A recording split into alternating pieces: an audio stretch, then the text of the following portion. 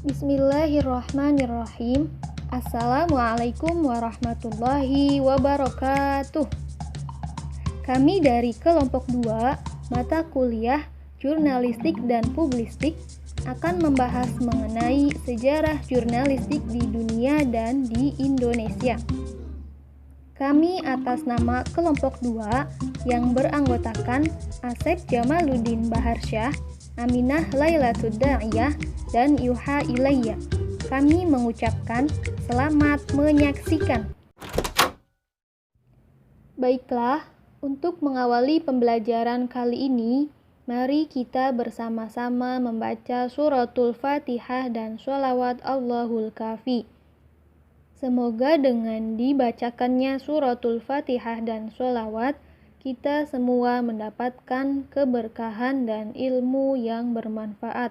Amin ya rabbal alamin. Allahul kafi, Rabbunal kafi, qasadnal kafi, wajadnal kafi, likulil kafi, kafanal kafi, wa ni'mal kafi, alhamdulillah. Susunan materi dan penyampai materi. Pemateri yang pertama yaitu Yuha Ilayya akan membahas mengenai sejarah perkembangan jurnalistik di dunia. Pemateri yang kedua yaitu Aminah Lailatul Da'iyah akan membahas mengenai sejarah perkembangan jurnalistik masa penjajahan Belanda, Jepang, dan revolusi fisik. Pemateri yang ketiga yaitu Asep Jamaluddin Baharsyah akan membahas mengenai sejarah perkembangan jurnalistik masa demokrasi atau Orde Lama, Orde Baru, dan Orde Reformasi. Sejarah perkembangan jurnalistik di dunia. Sejarah jurnalistik pada dasarnya sudah membentang sepanjang peradaban manusia. Semenjak manusia mengenal peradaban, maka sejak itu pula diketahui adanya akar jurnalistik dalam bentuk yang sangat sederhana. Akar dari jurnalistik itu sendiri dari masa ke masa dapat dilihat dari informasi berupa pahatan atau coretan pada dinding batu di goa-goa. Selain itu, informasi yang menjadi akar jurnalistik bisa dilihat pada tulisan daun-daunan yang merupakan hasil peradaban manusia. Menurut Ruli Nasrullah dan Suhaimi dalam buku mereka yaitu Bahasa Jurnalistik pada tahun 2009 mengatakan bahwa kegiatan jurnalistik itu berawal sekitar 3000 tahun yang lalu ketika Fir'aun di Mesir yang bernama Amenhotep III mengirim ratusan pesan kepada para perwiranya di berbagai provinsi yang berisi informasi tentang hal-hal yang terjadi di ibu kota kerajaan itu. Di Indonesia sendiri, muncul pendapat-pendapat bahwa sejarah jurnalistik dimulai sejak zaman kemerdekaan. Alasannya, karena Indonesia sebagai negara yang baru diakui setelah proklamasi kemerdekaan itu. Jika diperhatikan, sejarah jurnalistik di dunia pada umumnya tidak dapat dilihat dari salah satu sumber saja. Hal ini dikarenakan perbedaan cara pandang seseorang dalam melihat sejarah jurnalistik itu sendiri. Oleh sebab itu, banyak perbedaan antara satu ahli dengan ahli yang lain. Baik teman-teman, saya sebagai pemateri kedua akan menjelaskan mengenai sejarah perkembangan jurnalistik pada masa penjajahan Belanda.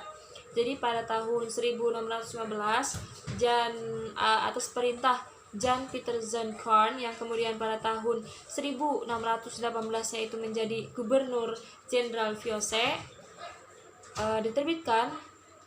diterbitkan Memoires der Revolution yang ditulis dengan tangan. Dengan demikian dapat dikatakan bahwa surat kabar pertama di Indonesia itu diterbitkan oleh pemerintah VOC ya, pemerintahan VOC. Nah, lalu pada Maret tahun 1688 tibalah mesin cetak pertama di Indonesia dari negara Belanda. Nah, atas instruksi pemerintah diterbitkan surat kabar tercetak pertama dan penomoran perkenalannya dimuat ketentuan perjanjian antara pemerintah Belanda dan Sultan Makassar. Nah, setelah surat kabar pertama kemudian terbitlah surat kabar yang diusahakan oleh pemilik percetakan-percetakan di beberapa tempat di Jawa. Nah, surat kabar tersebut berbentuk koran iklan. Nah, fungsinya untuk membantu kolonial pemerintah Belanda, untuk membantu pemerintahan kolonial Belanda, seperti itu. Lalu saya akan menjelaskan sejarah perkembangan jurnalistik pada masa pemerintahan Jepang, pada masa penjajahan Jepang.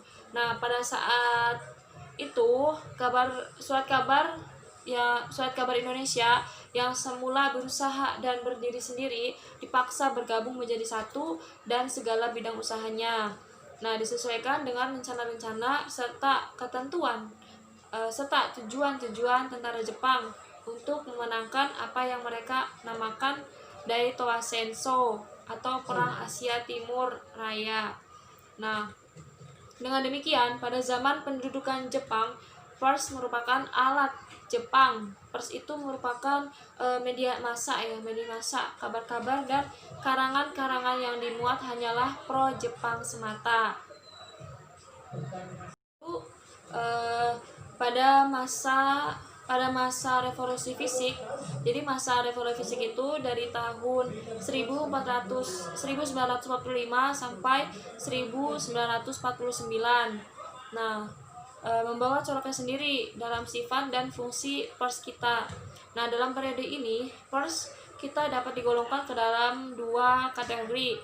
Yang pertama, pers yang terbit dan diusahakan di daerah yang dikuasai oleh penduduk sekutu, kemudian Belanda, dan yang kedua itu pers yang terbit diusahakan di daerah yang dikuasai oleh RI yang kemudian turut bergerilya.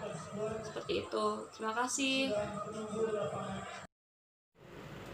Oke, selanjutnya saya akan membahas mengenai sejarah jurnalistik Orde Lama, Orde Baru, dan zaman reformasi. Yang pertama yaitu zaman Orde Lama. Nah, surat kabar ini pada zaman Orde Lama ini sering dijadikan pedoman atau pemompa semangat untuk meraih kemerdekaan. Nah, setelah kemerdekaan itu diraih atau setelah Indonesia merdeka, tetap surat kabar juga menjadi sarana penguat untuk rakyat Indonesia dalam mempertahankan kemerdekaan dari hasutan Belanda tentunya yang ingin kembali menjajah dan juga lain sebagainya. Tapi seiring perjalannya dengan waktu, jurnalistik atau pers di Indonesia ini malah disalahgunakan oleh pemerintah, gitu kan? Terutama di saat RIS dibubarkan dan Indonesia berdaulat menjadi republik, itu jurnalistik disalahgunakan oleh pemerintah.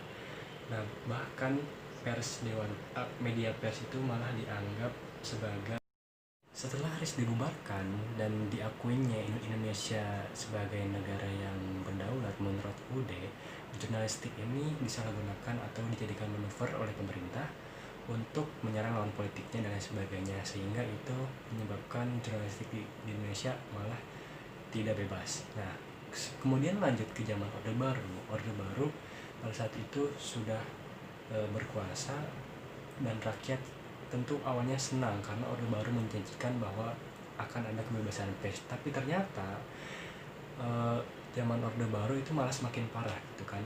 Jurnalistik malah semakin terbatas dan terjadi pemerintah yang sewenang-wenang terhadap jurnalistik di Indonesia, karena jurnalistik di Indonesia pada saat itu seakan-akan diatur oleh pemerintah, hanya boleh memberitakan berita yang baik-baik oleh pemerintah, tidak boleh mengkritik dan sebagainya. Itu pada zaman Orde Baru, Dewan Pers ini sangat tidak efektif karena Dewan Pers pada saat zaman itu sangat terbatas dan malah dijadikan boneka oleh pemerintah, sehingga pemerintah hanya diberitakan baik-baiknya saja, tidak ada suara rakyat atau suara pendapat yang lain, hanya pure dari pemerintah.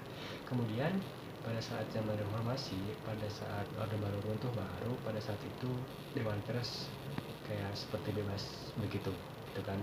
Dewan Pers malah bebas, orang-orang bebas menulis berita, jurnalistik dibebaskan, dan pada saat itu pula perkembangan media pers atau jurnalistik di Indonesia berkembang pesat, mulai dari media cetak, radio, majalah, berita di TV siang malam bisa atau berkembang pesat lah istilahnya kan pada saat reformasi, karena pada zaman reformasi media pers itu bebas, boleh. Demikianlah pemaparan materi dari kelompok 2. Kami atas nama kelompok 2 mengucapkan terima kasih atas perhatiannya dan mohon maaf atas segala kekurangannya. Wassalamualaikum warahmatullahi wabarakatuh.